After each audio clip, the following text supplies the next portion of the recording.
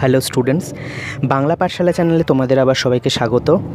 আজকে বঙ্কিমচন্দ্র চট্টোপাধ্যায়ের জন্মজয়ন্তী দিবস।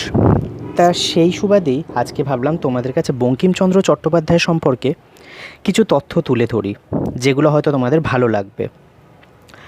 বঙ্কিমচন্দ্র চট্টোপাধ্যায় আমাদের বাংলা সাহিত্যের একজন পুরোধা পুরুষ বলা যেতে পারে, কারণ তাকে সাহিত্য সম্রাট হিসেবেই আমরা চিনি, ঋষি বঙ্কিমচন্দ্র চট্টোপাধ্যায়কে।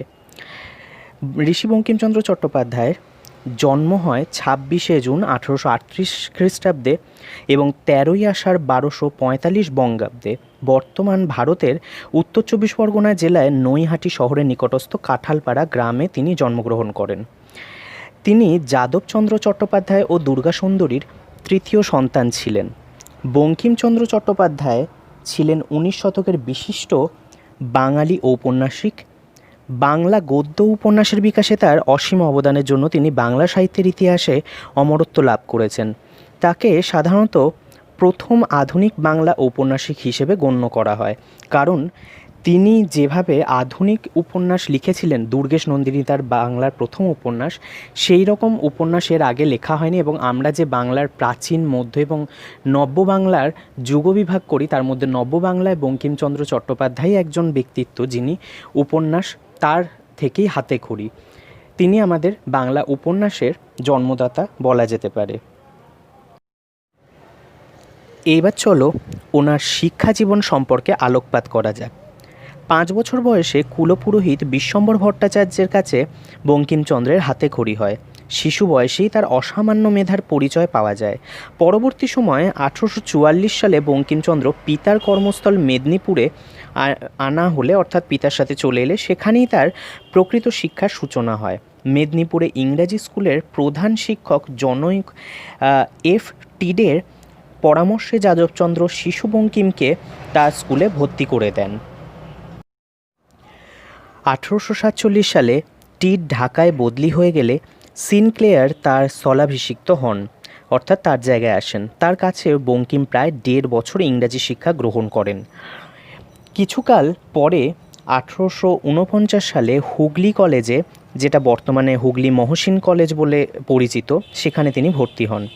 এখানে তিনি 7 বছর পড়াশোনা করেন। হুগলি কলেজ পড়াকালীন 1853 সালে জুনিয়র স্কলারশিপ পরীক্ষায় প্রথম স্থান অধিকার করে মাসিক 8 টাকা বৃত্তি লাভ করেন।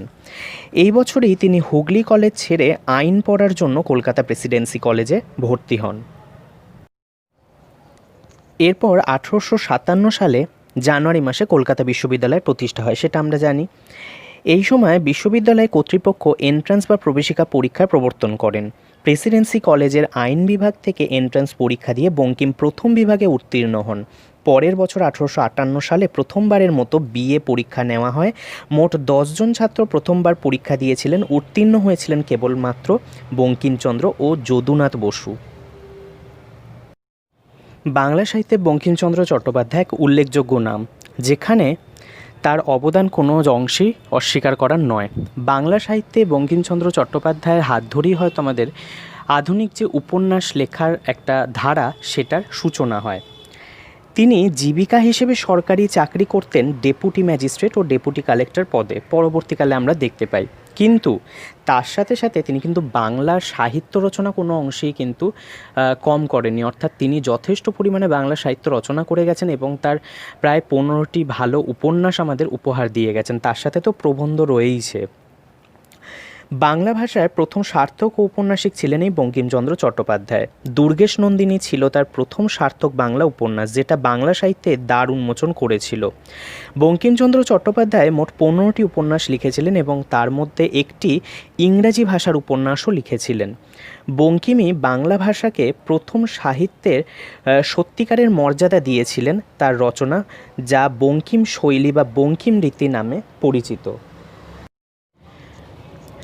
বঙ্কিমচন্দ্র চট্টোপাধ্যায় উপন্যাস তো প্রচুর লিখেছেন, কিন্তু প্রথম দিকে তিনি একদমই সূচনা করেছিলেন কিন্তু ইংরাজি উপন্যাস দিয়ে। রাজমোহনস ওয়াইফ 1864 খ্রিস্টাব্দে প্রকাশিত তার প্রথম উপন্যাস, যেটি ইন্ডিয়ান ফিল্ড নামক একটি সাপ্তাহিক পত্রিকায় ধারাবাহিকভাবে প্রকাশিত হয়েছিল এই 1864 সালেই, এটি হচ্ছে তার লেখা প্রথম উপন্যাস। পরবর্তীকালে তিনি লেখেন দুর্গেশ নন্দিনী 1865 খ্রিস্টাব্দে। এটি একটি ঐতিহাসিক উপন্যাস। এটাই আমাদের বাংলায় সাহিত্যে বঙ্কিমের লিখিত প্রথম উপন্যাস, যেটার হাত ধরে পরবর্তীকালে উপন্যাস লেখার ধারা সূচনা হয়। এরপর হচ্ছে কপালকুণ্ডলা 1866 সালে, কাব্যিক উপন্যাস, এটা কাব্যের ফর্মে লেখা পুরোটা। এছাড়া মৃণালিনী 1869 সালে, ঐতিহাসিক উপন্যাস এটি। পরবর্তী উপন্যাস তার বিষবৃক্ষ, যেটি 1873 সালে প্রকাশিত হয়। এটি সামাজিক উপন্যাস। বিষবৃক্ষ উপন্যাসের বিষয়বস্তু ছিল সমসাময়িক বাঙালি হিন্দু সমাজের দুটি প্রধান সমস্যা, একটা বিধবা বিবাহ ওর একটি বহু বিবাহ প্রথা। এই উপন্যাসের পটভূমি বিধবা বিবাহ আইন পাশ হওয়ার সমসাময়িক কাল। তার কারণ আমরা জানি তার কিছুকাল আগেই বিধবা বিবাহ পাশ হয়েছে বিদ্যাসাগরের দ্বারা। এই উপন্যাসে নায়িকা বিধবা কুন্দনন্দিনীর চরিত্রটি বঙ্কিমচন্দ্রের কনিষ্ঠ কন্যার ছায়া অবলম্বনে রচিত বলেই জানা যায়। এর পরবর্তীকালে ইন্দিরা 1873 সালে, এটি একটি অনু উপন্যাস অর্থাৎ ছোট উপন্যাস। যোগলাঙ্গরীয় 1874 সালে, এটি ঐতিহাসিক অনু উপন্যাস। চন্দ্রশেখর 1875 সালে, রোম্যান্স ধর্মী উপন্যাস। রাধারানী 1876 সালে, এটিও একটি অনু উপন্যাস। পরবর্তী উপন্যাস রজনী 1877 সালে, এটি রোম্যান্স ধর্মী উপন্যাস। কৃষ্ণকান্তের উইল 1878 সালে, সামাজিক উপন্যাস। রাজসিংহ 1882 সালে, ঐতিহাসিক উপন্যাস। পরবর্তী আনন্দমঠ উপন্যাসটি 1882 সালে লিখিত। এটি বঙ্কিমচন্দ্র চট্টোপাধ্যায়ের একটি উল্লেখযোগ্য উপন্যাস বলা যায়। এটি একটি ঐতিহাসিক উপন্যাস, এটা ইতিহাসের পটভূমি নিয়েই লেখা। এই উপন্যাসে কাহিনী 1773 খ্রিস্টাব্দে সংগঠিত উত্তরবঙ্গের সন্ন্যাসী আন্দোলনের ওপর, অর্থাৎ সন্ন্যাসী ফকির যে বিদ্রোহ হয়েছিল সেই আন্দোলনের ওপর ভিত্তি করে এটি রচিত। এই উপন্যাসে বঙ্কিমচন্দ্র বন্দে মাতরম গানটি লেখেন। পরবর্তী ভারতীয় স্বদেশপ্রেমীরা বন্দে মাতরম বাক্যটি বা এই উক্তিটি জাতীয়তাবাদী স্লোগান হিসেবেই কিন্তু গ্রহণ করে, যা এখনও পর্যন্ত কিন্তু আমরা এটা ব্যবহার করে থাকি। শেষ দুটি উপন্যাস দেবী চৌধুরানী 1884, এটিও একটি ঐতিহাসিক উপন্যাস, এবং সীতারাম 1887, এটিও শেষ উপন্যাস, ঐতিহাসিক উপন্যাস। তিনি উপন্যাস তো লিখেছিলেন প্রায় 15টির মতো, তার মধ্যে বেশ কিছু উল্লেখযোগ্য উপন্যাস তো রয়েছে। তার সাথে সাথে বেশ কিছু তিনি প্রবন্ধ রচনা করেছিলেন, যেমন লোকরহস্য, বিজ্ঞান রহস্য, কমলাকান্তের দপ্তর, বিবিধ সমালোচনা, সাম্য, কৃষ্ণচরিত্র, বিবিধ প্রবন্ধ, ধর্মতত্ত্ব অনুশীলন, শ্রীমদ্ ভাগবত গীতা, এইগুলো।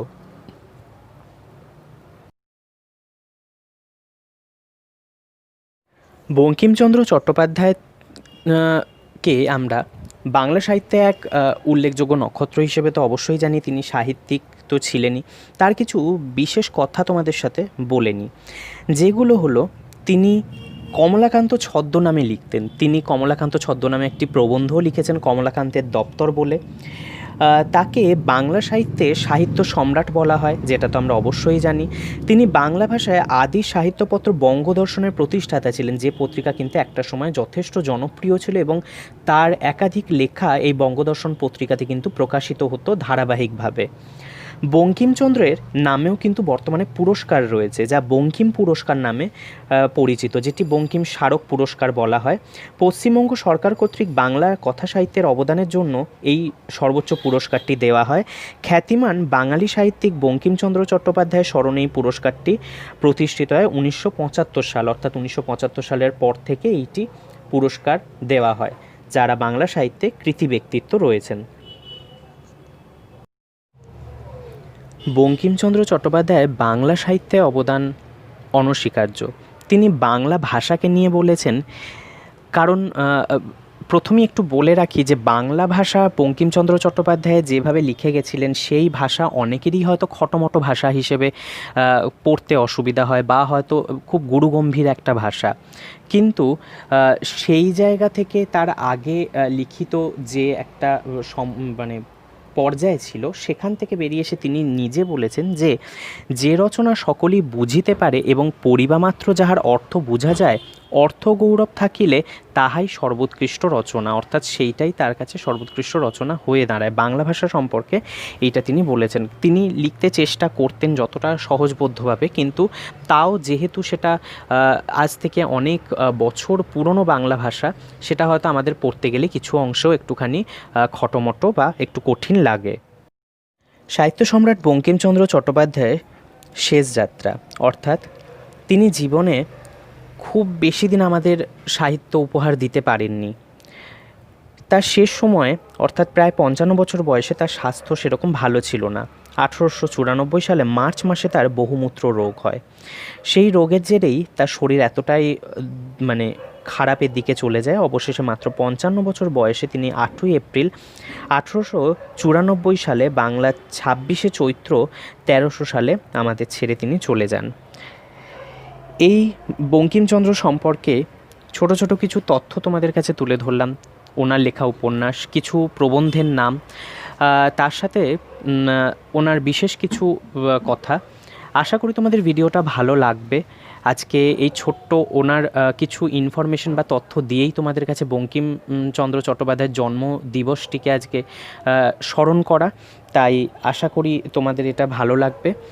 এরপর থেকে হয়তো আমার চ্যানেলে তোমরা এই রকম লেখক সম্পর্কিত বা লেখিকা সম্পর্কিত ছোট ছোট এরকম ভিডিও পাবে, যেটার জন্য তোমাদের ছোট ছোট ইনফরমেশনগুলো গ্যাদার হবে।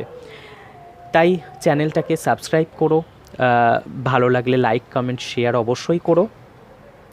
আজকে এতটুকুই, ভালো থেকো, থ্যাংক ইউ।